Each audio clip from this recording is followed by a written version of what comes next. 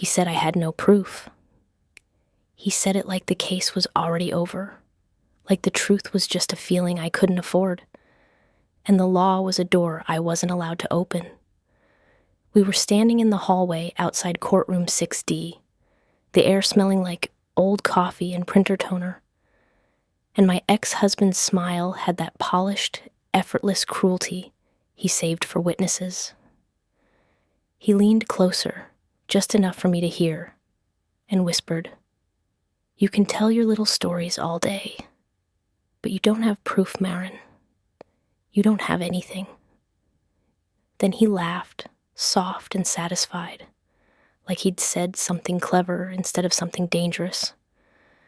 I didn't answer, because I'd already learned the loudest person in the room is not the one with the power.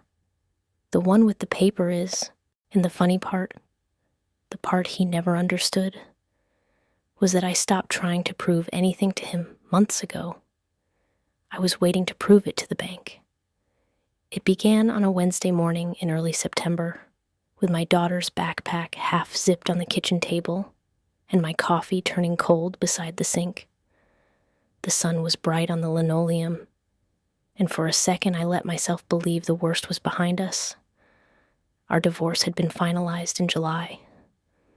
The judge had stamped the decree and told us to move forward. My ex, Tyler Vance, walked out of court acting like he'd been wronged, but he didn't get the house, and he didn't get the alimony he'd demanded, and I thought, maybe he'd finally go chase someone else's life. I was rinsing mason jars for school snacks when my phone rang, a number I didn't recognize. Normally, I ignored those. Unknown numbers had become a new season in my life. Cash buyers, investors, foreclosure specialists, people who found your pain and tried to monetize it. But something in me, some instinct I couldn't name, made me answer anyway. "Ms. Vance?" a woman asked. I flinched at the name. I'd kept it after the marriage because my nursing license had it, my mortgage had it, my daughter's school records had it. It wasn't love. It was bureaucracy. "Yes," I said. "This is Dana Morrow with HarborPoint Bank, Fraud Prevention and Lien Services. I'm calling about your property at 2147 Westbridge Avenue. We received a payoff request and a document submission for a cash-out refinance. Did you authorize that?" The words hit like a door slamming. "No," I said, too quickly. There was a pause on the line. Not confusion, but confirmation. "I thought you might say that," Dana replied, careful. "I need you to stay calm, Ms. Vance. Someone submitted a limited power of attorney in your name, attempted to change your contact information, and requested disbursement to an account that is not listed in your profile. We froze the application. But there's something else. There is an active home equity line of credit secured by your property. It is delinquent." My throat went dry. "A HELOC," I whispered. "Yes," Dana said. "Opened 19 months ago. Current balance is $112,482. My knees went weak. I gripped the counter hard enough to hurt. "That's not possible," I said, but my voice sounded far away. "I didn't open any line of credit." "I understand," Dana said. "That's why we're treating it as potential identity theft and loan fraud. I need you to come into a branch today with identification. Bring any divorce documentation you have, especially anything related to title. And please, do not confront anyone you suspect. Let us handle the investigation. Do not confront. That was the legal and financial anchor, right there in my kitchen within 1 minute of that call. Not a rumor, not a threat, not Tyler's voice in my ear, but the bank's voice, measured and cold, telling me my home was carrying debt I never agreed to. I swallowed, looked up the stairs, and heard my daughter Lila singing in the bathroom while she brushed her teeth, careless and safe. That sound almost broke me. "Okay," I said into the phone. "I'll come." When I hung up, I stood in silence with my hands flat on the counter, breathing like a person who was trying not to let panic become a fire. Then I did the thing single mothers do every day without applause. I made breakfast anyway. Lila came into the kitchen with wet hair and sleepy eyes. "Mom, where's my gym shirt?" she asked. "In the dryer," I said, voice steady. She watched me for a second, too perceptive for 9. "Are you okay?" "I'm okay," I lied gently, because sometimes the only way to keep a child from feeling the earthquake is to stand still while the ground moves. I packed her lunch, walked her to the car, and dropped her at school with a smile that felt like it was stitched onto my face. Then I drove to HarborPoint Bank with both hands clamped on the steering wheel, every red light feeling like a test I could fail. Dana met me in the lobby. She was mid-30s, hair pinned back, eyes focused in the way people get when their job is to catch disasters before they explode. She didn't look at me like I was a bitter ex-wife. She looked at me like I was a client in danger. She led me into a small office and slid a folder across the desk. "This is what we received," she said. On top was the power of attorney. My name was spelled correctly this time, but the signature, it looked like mine if someone had watched me sign once and tried to copy it with their non-dominant hand. The notary stamp was smudged, and the commission number didn't match the state formatting. Dana pointed at it. "This notary number is invalid," she said. "It doesn't exist in the registry. That's one of the reasons we froze the application." She turned the page. HELOC statement. I stared at the balance again, feeling my body refuse to accept it. "How could this be opened?" I asked, voice thin. "Wouldn't I have had to sign?" Dana nodded. "Yes. Someone did sign. Someone provided identification. Someone completed closing documents. We have a closing file. We also have branch video." Branch video.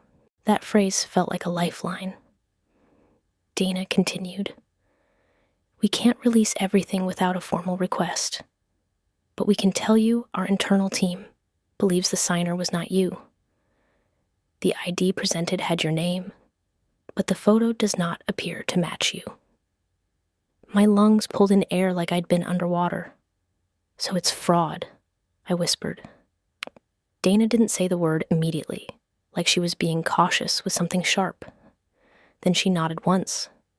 "Yes," she said. "It appears to be." My first impulse was to stand up, walk out, and drive straight to Tyler's apartment so I could slap the truth onto his smug face. But Dana's warning echoed again. "Do not confront." So I swallowed the rage and asked the question that mattered. "Where did the money go?" I said. Dana opened another page. "Disbursement was directed to a different institution," she said. "An account not listed on your profile." I leaned forward. "Do you know whose account?" Dana's eyes held mine. "We're investigating, but I can tell you, it appears to be linked to a business entity." I didn't need her to say Tyler's business name for my stomach to already know. Tyler had a consulting company on paper. It didn't consult anyone. It was mostly a bank account and an ego. He loved calling himself an entrepreneur. He loved telling people he was building generational wealth. He loved posting photos of luxury cars he didn't own next to captions about mindset. And he loved telling me I didn't understand money, while my paycheck paid the mortgage. He was charming in public and cruel in private. He could smile at a stranger like he was safe, and then turn to me in our kitchen and say, "You'd be nothing without me," as if my existence needed his approval. I married him when I was 28, fresh into my nursing career, tired of being the responsible one, seduced by the way he made irresponsibility look like confidence. We bought the house on Westbridge when Lila was 2. My credit got us approved. My steady income made the underwriter comfortable. Tyler contributed a small amount at closing, and then spent the next 7 years talking like the house was his trophy. When we fought, he'd throw the deed at me like a weapon. "My name's on it," he'd say. "You can't do anything without me." The last year of our marriage, he started talking about leverage the way normal people talk about weather. He wanted to refinance. He wanted a HELOC. He wanted capital. I said no because I could feel the risk in my bones. I wasn't against borrowing for real reasons. I was against giving Tyler a faucet he could turn on whenever his ego wanted a new toy. After I filed for divorce, he started threatening a forced sale. "You're not keeping it," he told me on the day he moved out, leaning against the doorway like he still owned it. "You'll be out within a year. I'll make sure of it." I believed he'd try. I didn't know he'd already started, because 19 months ago, I was still married. I was still tired. I was still trusting the wrong person with access to the file cabinet where we kept our IDs and tax forms and the safe code he'd insisted on setting up. A crime doesn't always look like a mask and a crowbar. Sometimes it looks like your husband knowing where you keep your passport. Dana asked me to write a statement confirming I did not authorize the HELOC and did not sign the power of attorney. I wrote it with shaking hands, then froze my credit while she watched step by step, because she'd seen too many people fall apart after the shock and forget the simple protective moves. Before I left, she said something that felt like a warning and a gift. "Ms. Vance," she said quietly, "people who commit this kind of fraud often rely on victims reacting emotionally. Please let the process speak. Let the process speak." I nodded, throat tight, and walked out of the bank with a folder in my hands that suddenly felt heavier than any suitcase. That afternoon, Tyler texted me, "You can't hide forever. You have no proof." The timing made my skin crawl. He didn't know the bank had called, but he could feel me pulling away from his control.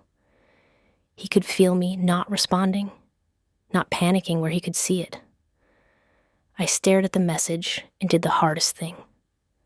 I didn't reply. I forwarded it to my attorney instead. Her name was Celeste Quinn, and she had the kind of calm that makes bullies nervous. She'd been a prosecutor before she went private.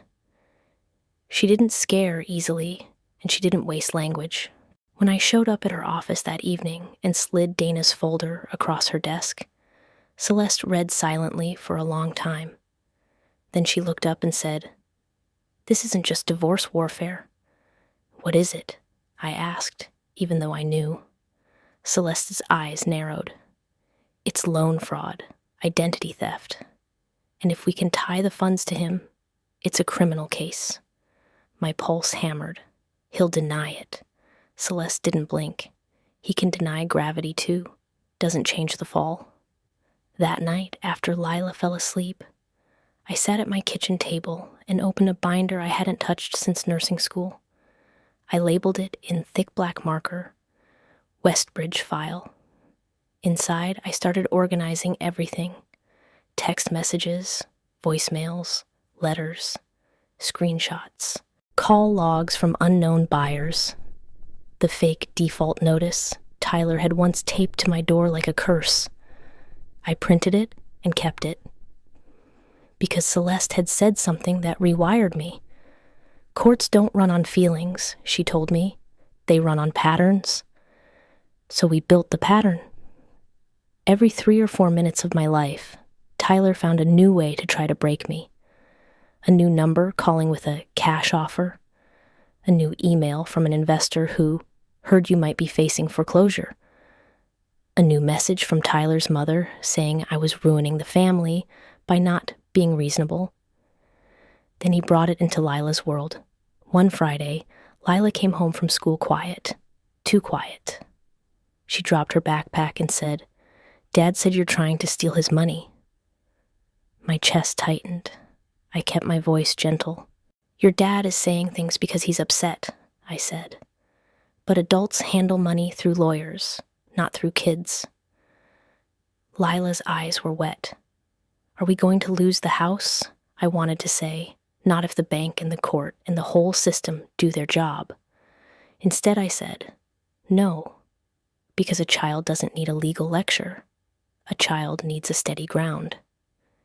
That weekend, my credit monitoring pinged, new inquiry, then another. Tyler was applying for credit in my name, trying to open lines before the fraud flags caught up. I froze everything, reported it, documented it. Celeste filed an emergency motion in family court for protective orders, asking the judge to prohibit Tyler from contacting financial institutions or attempting to encumber the property. Tyler responded by filing his own motion to force a sale, claiming I was wasting marital assets and refusing to cooperate.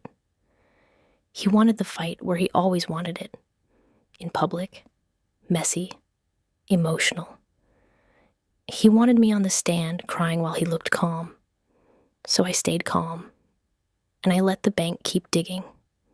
In October, Dana called Celeste and me on speaker. "We have preliminary findings," Dana said. "The signer was male. The ID presented had Ms. Vance's name, but did not match her photo. The notary stamp is counterfeit. The disbursement account appears tied to Vance Meridian Solutions, LLC, Tyler's company." My hands went numb around my mug. Dana continued, "We're filing a suspicious activity report and cooperating with law enforcement. We can provide certified copies of documents and still frames from video pursuant to subpoena." Subpoena, certified copies, still frames. Tyler had said I had no proof. The bank had just handed me a language he couldn't laugh at. When Tyler's sale motion hearing arrived in early November, he walked into courtroom 6D with a brand new suit and a smug face, like he'd already written the ending. He brought a slick attorney named Russell Pierce, who talked like a man selling a product. Russell opened with a smile. "Your Honor, Ms. Vance is refusing to list jointly owned property. She's attempting to keep my client's rightful equity. We request an order, compelling sale and distribution." Tyler sat behind him, relaxed, arms crossed, like he was watching a show. Celeste stood. "Your Honor, before any discussion of sale, we need to address a fraudulent HELOC placed on the property without my client's authorization and the ongoing identity theft attempts originating from Mr. Vance's sphere." Russell's smile tightened. "These are allegations," he said smoothly. "There's no proof." Tyler leaned forward and laughed under his breath, then looked straight at me, eyes bright with mockery. He mouthed, "No proof." The judge, Honorable David Klein, a man with tired eyes and a reputation for impatience, leaned forward. "Counsel," he said to Celeste, "do you have documentation?" Celeste nodded. "Yes, Your Honor. We have a sealed submission from HarborPoint Bank, including fraud unit reference numbers, preliminary determinations, and subpoena-ready exhibits." Judge Klein looked at the clerk. "Do we have a sealed file?" The clerk nodded and lifted a thick envelope. Tyler's smile froze. I watched him for the first time, not as my ex-husband, but as a man realizing the room was about to stop of being his stage. Judge Klein broke the seal and opened the file. Paper rustled. The judge read silently for a long time. Long enough that Tyler started shifting in his chair. Long enough that Russell stopped smiling. long enough that my heart hammered so loud I thought the entire courtroom could hear it. Then Judge Klein looked up. "Mr. Vance," he said, "are you affiliated with an entity called Vance Meridian Solutions, LLC?" Tyler stood, posture perfect. "Yes, Your Honor." Judge Klein nodded once. HarborPoint Bank indicates a HELOC disbursement tied to the Westbridge property was directed to an account linked to that entity. Tyler's jaw tightened. Russell stood quickly. "Your Honor, we contest..." Judge Klein held up a hand. "Sit down." Russell sat. Judge Klein's gaze stayed on Tyler.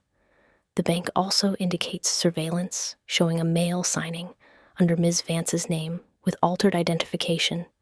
It further indicates attempted contact info changes and online access resets from an IP address tied to your office service provider.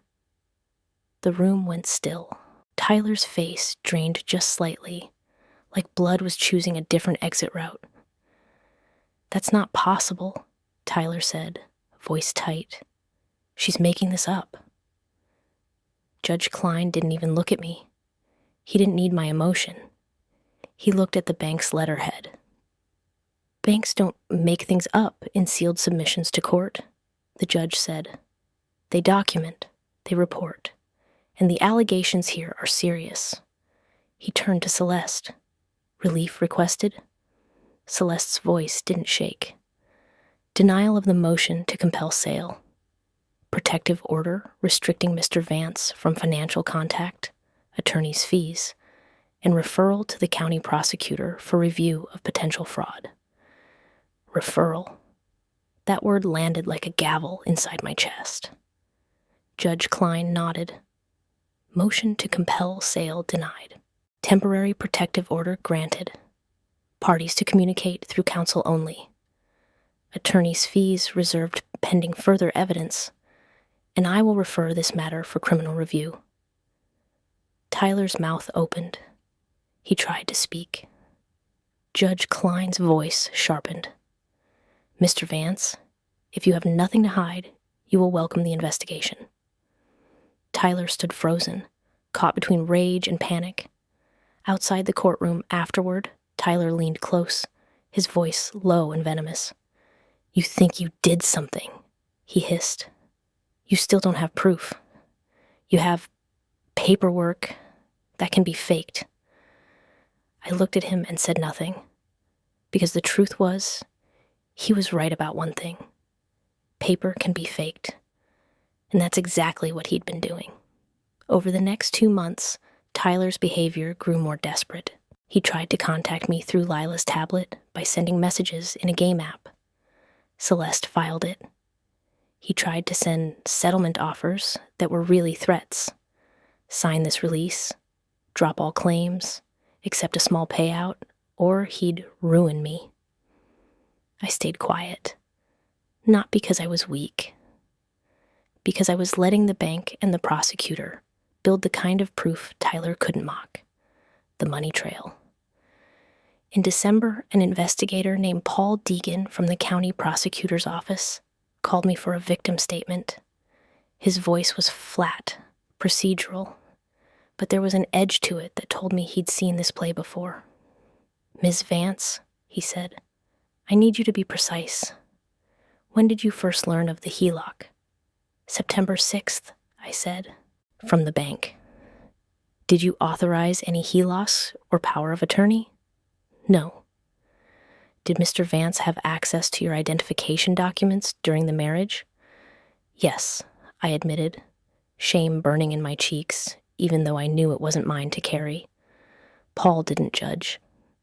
"Marital access is often how these cases happen," he said. "We'll obtain records." Within a week, HarborPoint Bank provided certified copies of the closing documents via subpoena. They provided a still frame from branch video. A man at the signing table with a baseball cap pulled low, but the jawline, the posture, the watch, it looked too familiar. It looked like Tyler. They also provided the disbursement record. The HELOC proceeds had been wired to a separate account at a different institution, then transferred in chunks to Tyler's business operating account, then used to pay a series of expenses that made my stomach turn. A boat rental membership, a luxury car down payment, payments to a consulting subcontractor that didn't exist. He didn't borrow against my home to pay bills. He borrowed against my home to buy a new life. Tyler was still telling people I had no proof, but now the proof was building without me saying a word. By mid-January, Tyler's attorney called Celeste asking for discussion. Not settlement. Discussion. That's the word men use when they feel the floor crack. Celeste listened, then muted the call and looked at me. "He knows," she whispered. "Knows what?" I asked, even though my body already understood. Celeste unmuted and said, "Send any offer in writing." When the call ended, she leaned forward. "The bank has identified the recipient account. The prosecutor has requested additional warrants. Tyler's trying to get ahead of it." The big twist, the one that flips everything, came in early February, right around the point where Tyler thought he could still control the narrative. It wasn't a dramatic arrest on my porch. It was a letter. A thick envelope from HarborPoint's legal department arrived with my name printed cleanly. Inside was a formal fraud determination, victim of identity theft, unauthorized HELOC, counterfeit notarization, altered identification, and bank action to release liability as to me while pursuing recovery from the responsible parties. Responsible parties, plural, and attached, was a copy of the internal investigative summary that had one sentence underlined. Online banking credential reset attempts originated from the IP address registered to Vance Meridian Solutions, Suite 410. His office, his network, his arrogance. He didn't even use a burner hotspot. He used his own office internet like he believed rules were for other people.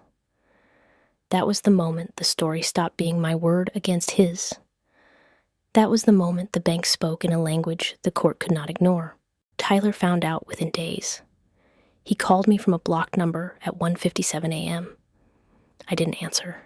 He left a voicemail anyway. "Maren," he said, voice tight, "you need to stop. You're making this bigger than it is. We can handle it privately. You hear me? Privately. Privately." He wanted it private because private is where he could twist, threaten, guilt, and control. Public is where paper wins. I saved the voicemail and forwarded it to Celeste. No response. In late February, the prosecutor's office executed search warrants.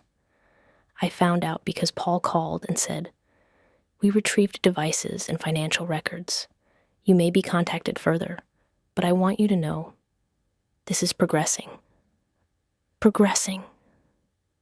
My knees went weak with relief and fear, both at once, because justice feels like safety and danger when you've lived with someone who punishes you for resisting. Tyler responded exactly like a man who knows the walls are closing. He tried to set me up. He sent Lila home from his supervised visitation with a note in her backpack. "Mom, I'm sorry for everything. Let's talk." It wasn't signed. It was bait. Celeste filed it as a violation attempt and tightened the visitation restrictions. Then Tyler tried a different route. He filed a civil suit against me, claiming defamation and interference with business relations, arguing my false reports harmed him. Celeste laughed when she saw it. "He's trying to scare you into silence," she said. "But the bank reports aren't yours. They're theirs." And that's when Tyler's favorite line came back. He said I had no proof. He repeated it to his mother. He repeated it to mutual friends. He repeated it on a voicemail to my sister, thinking she'd pass the message. Tell her she has no proof, he said. Tell her she'll look stupid. I didn't correct him, because I wasn't trying to win the argument. I was trying to win the record. In March, we were back in family court for an updated hearing on property issues and visitation conditions. Tyler walked in looking different, still trying to project confidence, but the edges were frayed. His attorney, Russell, looked pale.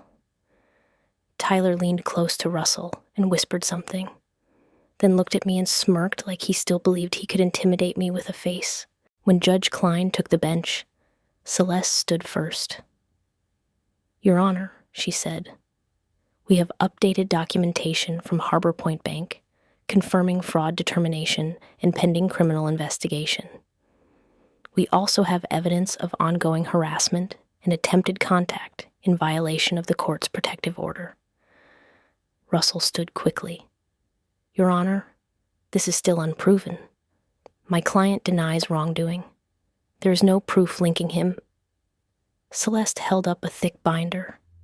My Westbridge file, now heavier, tabbed, organized, clean. Proof is not a vibe, Celeste said calmly. It's documentation, and we have it.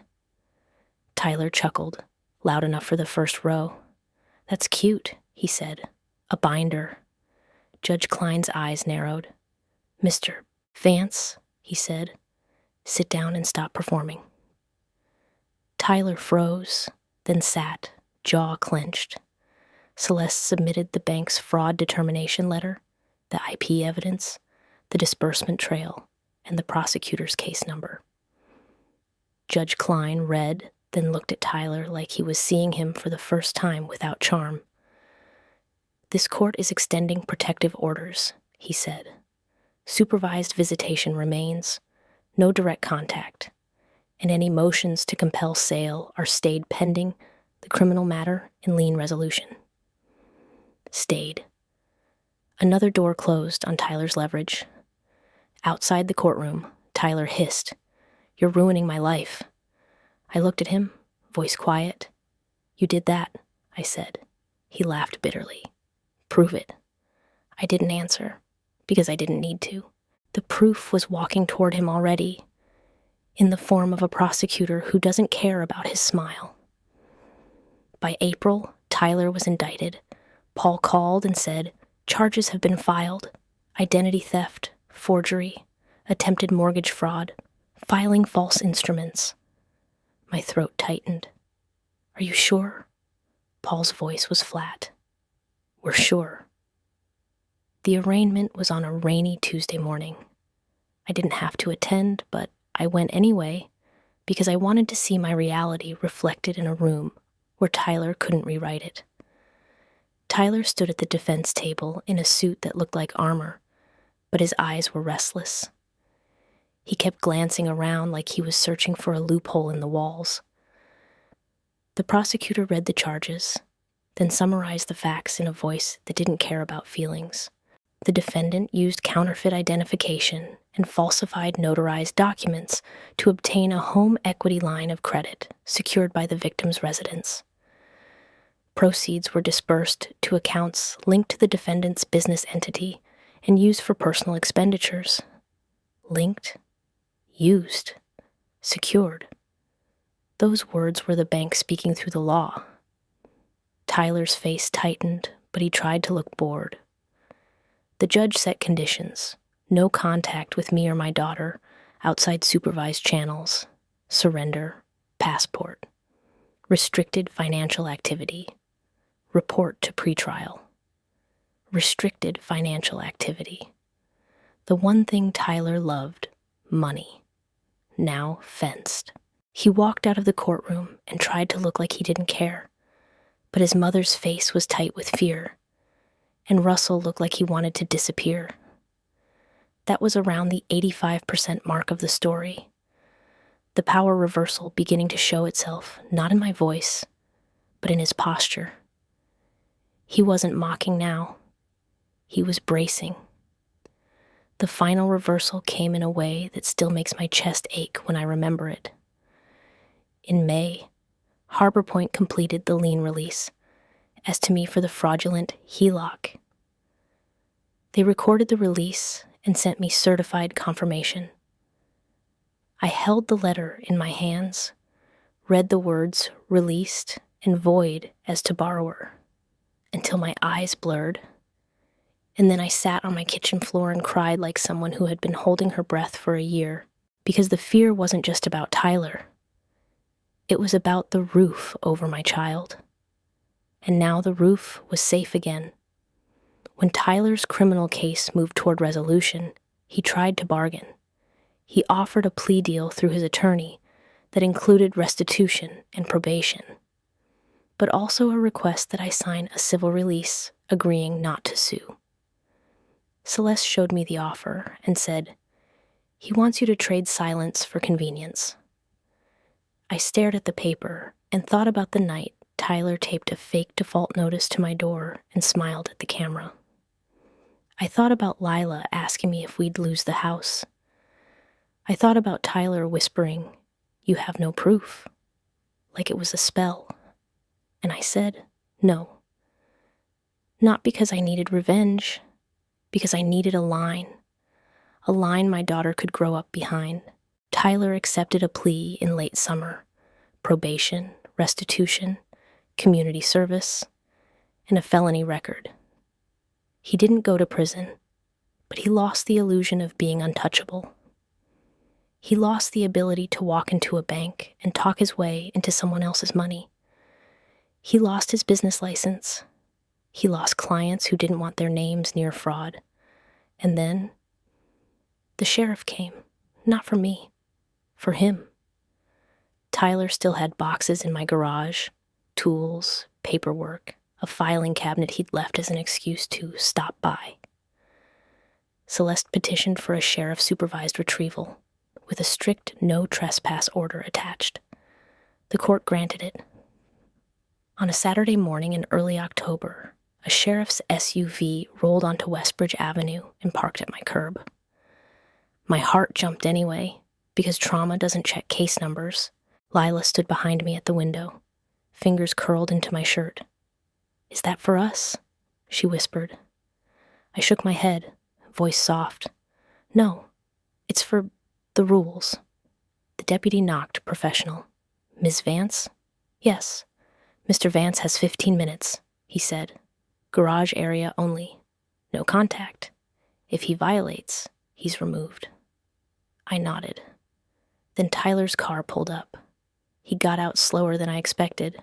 No smug walk, no mockery, just a man in jeans and a jacket, like he was trying to hide inside his own skin. The deputy repeated the rules. Tyler nodded without looking at me. He carried boxes to his trunk quickly, like he wanted the moment over before it carved itself into him. Lila whispered, "Is Dad mad?" I swallowed. "Dad is dealing with consequences," I said quietly. Tyler heard that.